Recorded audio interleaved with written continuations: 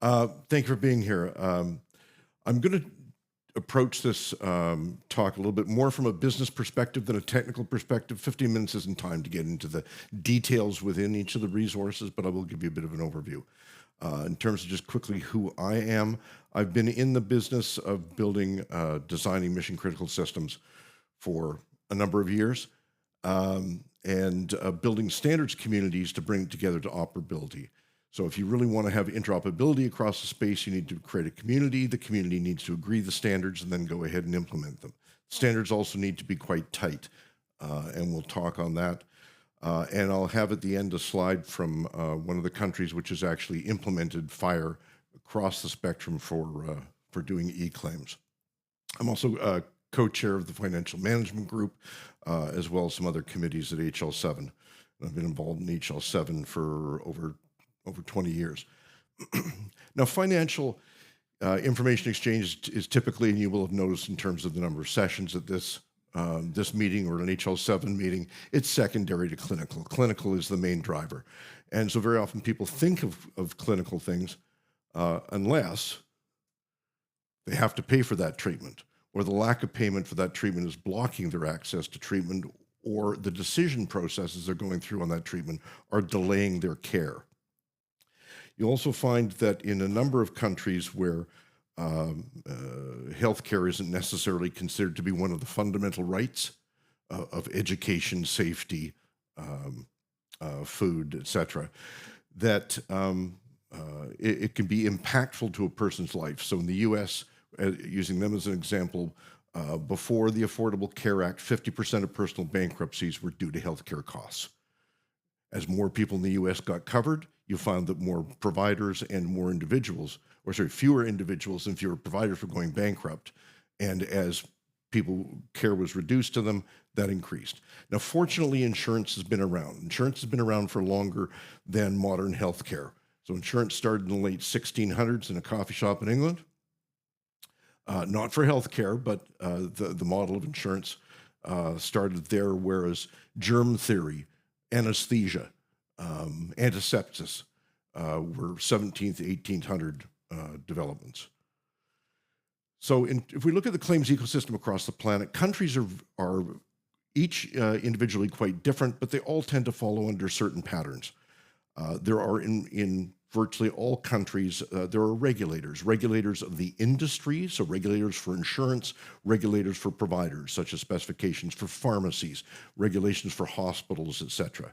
You also find that there's regulation for disciplines, and by that I mean practitioners, so for doctors, for dentists, etc. There also tend to be associations or bodies which are representing them. For insurers, there tend to be in many countries public programs. Those public programs may be involved in social care, they could be retired, they could be military, or they could be covering all the citizens of the country. But there's also private insurance, which appears, which may be available through your work. It's something you can directly purchase. And in many countries where there are, in fact, public programs, they're trying to manage their costs by moving costs off public programs onto private programs. You'll also find work-related insurance for things like workers' compensation, as well as there's auto and privacy and casualty insurance. And that will pay for health care as well. So if your neighbor is visiting you on your porch and your porch roof falls or they slip and they're injured, that's likely to be involved in health care as well. And there are the opportunity for public and private providers in each of these countries as well. So everybody's got a mix of those, but few people have exactly the same pattern. Some of the key concepts before I get into the flow, I want to make sure that we touch on it, and I just want to make sort of some of this information generally available. We're all familiar with the patient as being the party who's receiving care. Beneficiary is the party who receives the benefits of the insurance. Policyholders, whoever paid for the policy. So if it's paid for by your employer, they're the policyholder. If you bought it, you're the policyholder. Subscriber only appears in the circumstances where somebody else bought the policy. Otherwise, the concept of subscriber doesn't appear, right? So if you take a look at, let's take the German healthcare system. There'll be an identifier for the individual in the country. There'll be an identifier for the insurance company. There's no discussion of policyholder. The insurer is the body who's providing that coverage. Third-party administrators are key because they are organizations who provide services to insurance companies. So very often it's the third-party insurer, the third-party administrator who may be doing the work on behalf of numerous insurance companies. You think you're dealing with your insurer, but in truth, they're a service provider in the mix. Coordination of benefits is a concept that in some countries is well understood, in many countries not understood at all. It's what do you do if you've got multiple policies? What is the order in which you apply those policies? In some countries, it is incredibly well defined so that you can figure out, so a provider can readily know what insurance policy to apply first, second, third, fourth. For example, if it is to little Johnny, who happens to be the custodial son of the wife who's now remarried to someone else. Okay, some countries that's known, other countries it's not known. And the challenge for it not being known means that people will in fact go and self-decide what insurance policy to use, which means there will be disproportionate hitting on insurance companies that behave well or pay well. And that will totally disrupt the marketplace. And the last item I want to touch on is invoices and claims. They are not the same thing. Sometimes we use these words interchangeably, but they are absolutely not the same thing.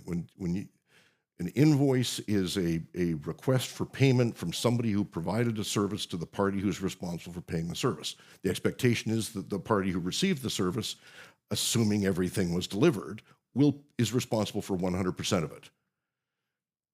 When, however, you turn that into a claim, you're generally sending the same information that was in an invoice, right? The listing of the services provided, you're sending it through to a party for them to consider what they will pay under that. Right? So if you turn around and you have an invoice and you look to pay for it with your Visa card, it's not Visa's invoice. Visa is just making the payment on your behalf. The insurance company is doing the same thing. So the provider works for the patient. The provider does not work for the insurer. And insurers, if your policy doesn't cover it, they don't owe anything under that, right? So it's not their invoice. It is, in fact, a claim. All right, so let's talk about the patient journey. And this is typical. Not every country or every individual encounters all these things. But we have the beneficiary, so the patient's going to get care. We have a healthcare provider who's going to provide the care. We're going to have an insurance company at the bottom. So when the patient goes in for some type of consultation or visit, one of the first questions that occurs is, am I eligible? In some countries where care is universal and known, then the answer is implied the same way, and they don't need to go through any steps. But if it isn't, and the person has insurance of some sort, they may need to construct an eligibility request to ask that question as to whether or not there is coverage. You'll see every place you see the little FHIR logo, this is something which we have, that we handle in FHIR. Okay, this may go through some type of clearinghouse on the way from the healthcare provider to the health insurance company. This layer could be merely a monitoring layer. It could be an actual physical connection that it goes through. There might be a centralized system in the country, or it may just be a concept. Goes through the insurance company, regardless of whether it's public, private, or anything else, is going to have to go through some process to determine whether or not the coverage information that the patient provided is in fact in force. And that's all they're determining is this actually valid, applicable coverage? They go through some process, they will generate an eligibility response. That may include some of the benefit details of the policy, it may not, depends on what they're after. That then allows the healthcare provider to then begin to put together a treatment plan, because they've got to take consideration as to how you're going to pay for the services which are rendered. Once they have a plan, they may need to do pre-authorization. Pre-authorization should not be asking the insurance company for permission as to whether or not the provider is allowed to perform a service. The question they're actually asking is, what will the insurance company pay in the event that they do provide that service? Now, the answer to whether or not they will pay for it may gate or modify the treatment which the patient chooses to pick, right? If you don't have the money, you may not be able to proceed with the coverage. So, but you are not asking for permission to render services. At the time of pre-authorization is generated, there may in fact be some SMS or messaging which goes directly to the patient to let them know that's begun. In some countries, they actually have deadlines, timing under which prior authorizations need to occur. In the cases, I'll give you Saudi. So the U.S., I believe they're looking at bringing in regulations. So a prior authorization has to be answered within a week, or they're hoping maybe to move 24 hours. The guideline I use is Saudi Arabia. Prior authorization request has to be responded to within 60 minutes, or it is deemed to be approved.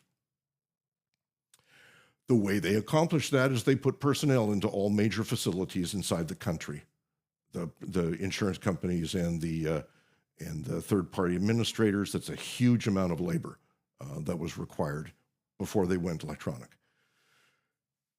Insurance company goes through its pre-authorization program. They may, in fact, require some additional supporting information that wasn't provided in the original request, and that may go back and forth a few cycles.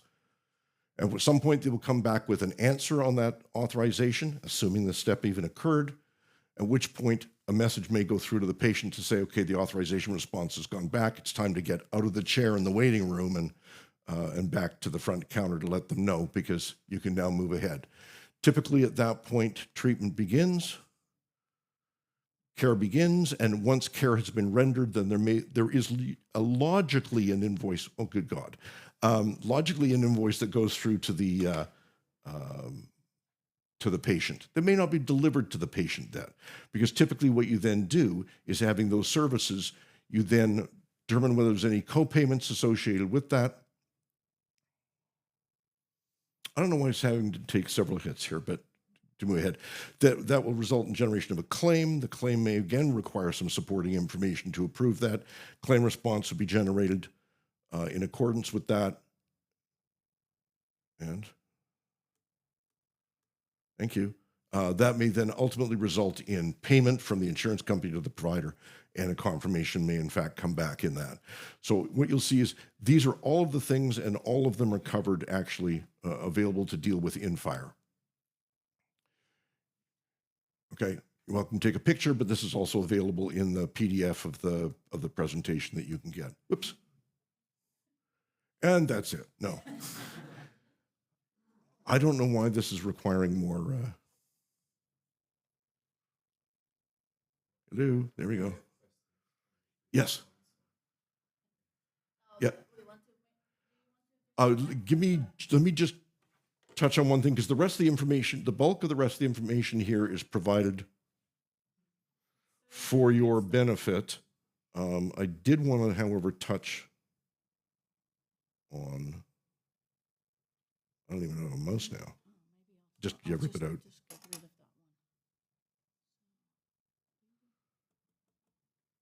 You want? Okay, I'll answer the question if you can take a look at that for a second.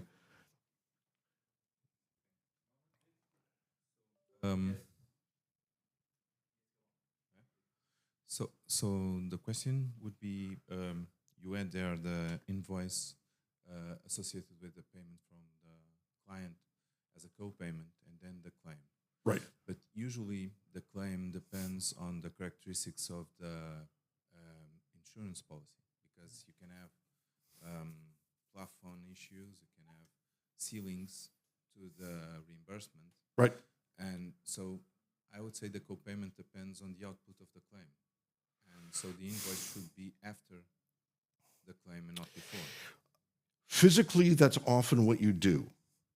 However, the insurance company is going to want to have a commitment from the provider that they in fact took the co-payment before it's gone through, so they don't end up in the circumstance where the providers are essentially doing a functional discount to the patient. Okay? So, and in many settings, you'll find that when the copay is minor and understood, you know, if it's a maximum of €20 copay, right, there's a chance it's actually collected at the time of visit before any kind of treatment planning goes on. Yeah. If you're looking at not simply a copay, but rather it's a $10,000 procedure of which the insurance company is paying $6,000 and the patient's paying $4,000, no, you're not expecting you're going to necessarily collect that $4,000 before the claim goes through. We actually are generating use cases that identify if there's a GP, there's probability. Yeah, that comes into the probability of. Absolutely, and that comes into that variability. It's got to be rational to what the business process is, not what FHIR or some exchange standard says, right? But because The technology here is to support the business as it occurs, not the other way around. Yeah. Okay? Okay. Yeah. I also saw there an interaction in which you expose the supporting information after the pre-authorization request is generated. Right.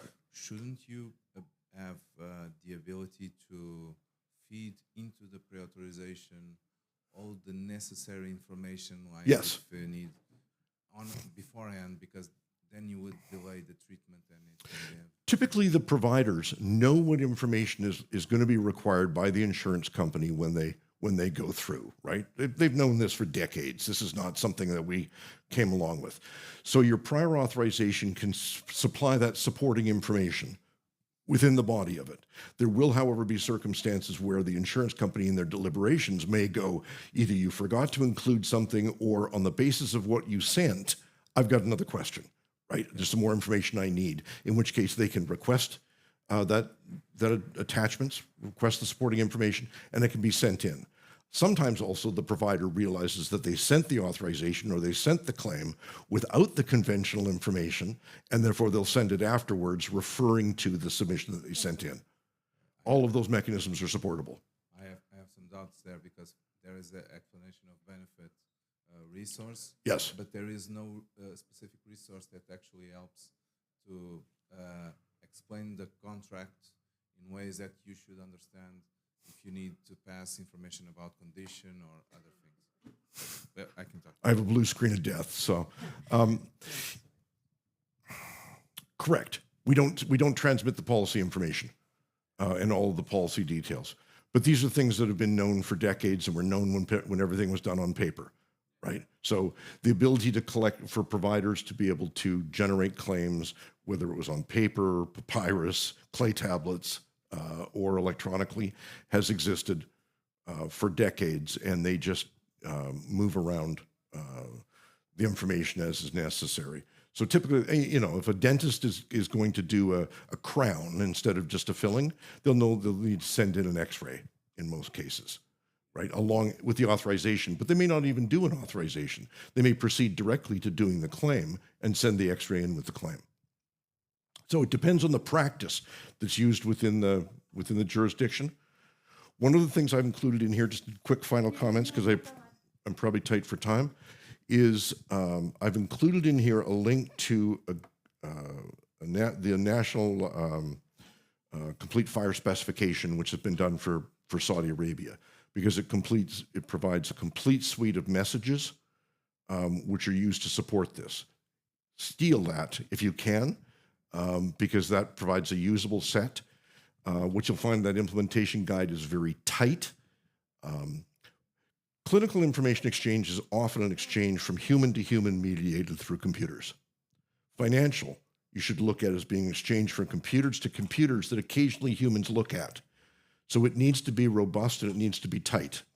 If it doesn't contain the information which is necessary, or it contains invalid stuff, financial looks at that as a canary in the coal mine and will reject it, right? Because you need that rigor of processing. Clinical will go the same way once you get into clinical decision support and AI, right? Garbage data is not going to lead to safety. And so you'll find that there's a lot of rigor in that guide. It's very tight, and you can steal some of those ideas. And just to give you the quick numbers, many implementation guides are now sort of going into pilot or being tested, or aren't necessarily used at a national level. In this circumstance, this guide's been actually in use for 4 years. It's currently treating 13 million people. Last year, they put through 292 million transactions. This year, they're on track to do 400 million transactions. So this is just real production, day-to-day work. And in the case of Saudi Arabia, it's a population of 34 million people. And it's all of the private insurers, private providers, et cetera, that are in so far. And the public system is converting itself into an insurance company. And so it's bringing different lines of business, if you will, into that. So within a couple of years, it'll be the entire country. Yeah, I want to apologize for the technical issues that we had. Of course, Paul fortunately has his slides up that you can request or that you can look up through Whova. But I do want to still allow for a little bit of time for any other questions that might be there. Anyone else who has a question?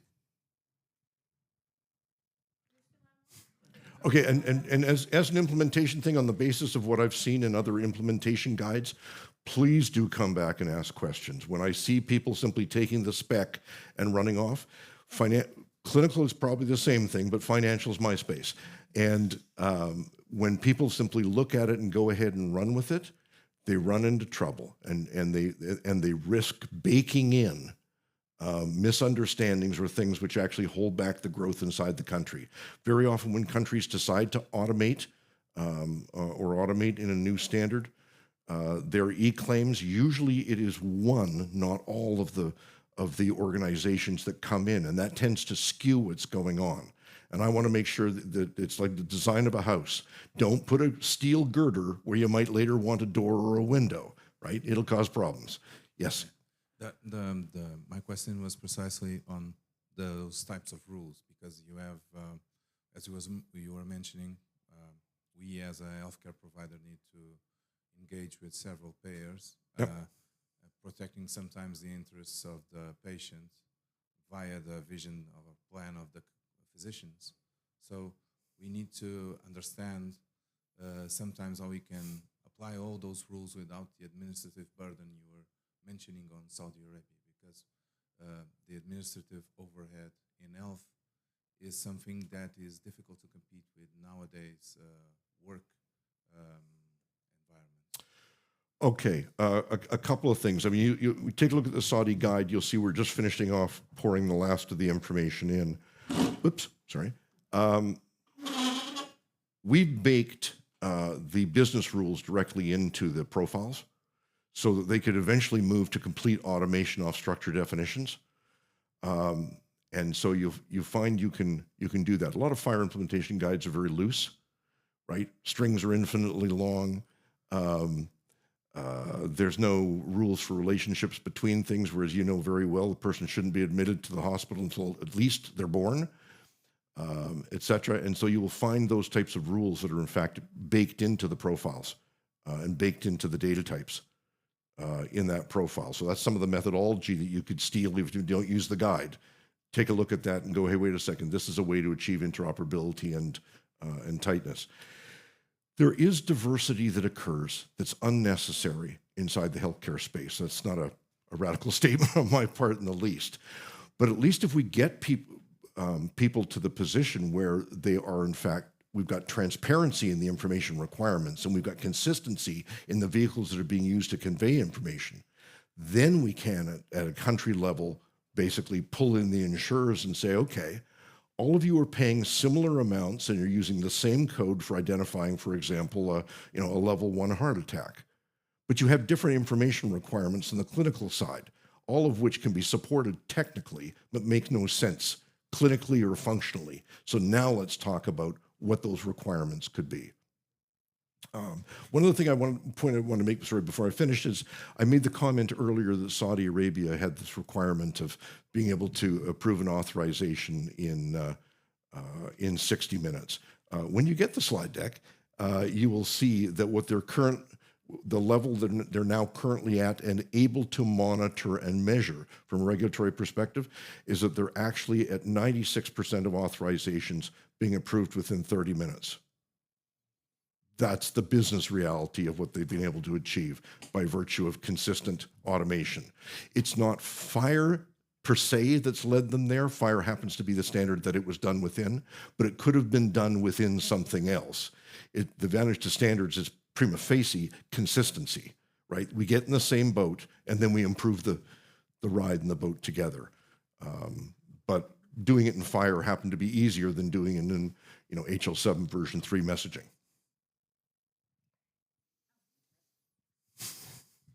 Okay, thank you everyone for being here. Thank you, Paul, for your presentation and very interesting insights.